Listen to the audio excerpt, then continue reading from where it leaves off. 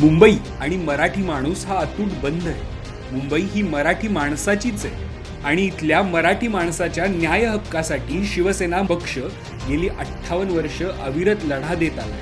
भूमिपुत्रांसाठी लढा असो, धारावी झोपडपट्टी धारकांच्या घराचा लढा असो, बीडीडी चाळीचा पुनर्विकास प्रकल्प असो की 500 चौरस फूट घरांना मालमत्ता करात सूट असो, अशा अनेक माध्यमातून शिवसेना मुंबईतल्या मराठी माणसाच्या निवाऱ्यासाठी झटली।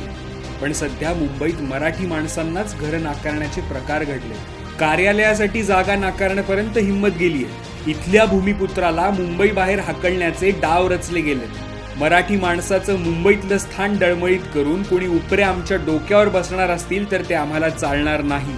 म्हणूनच मराठी माणसासाठी शिवसेना उद्धव बाळासाहेब ठाकरे पक्षाची ही विशेष मागणी।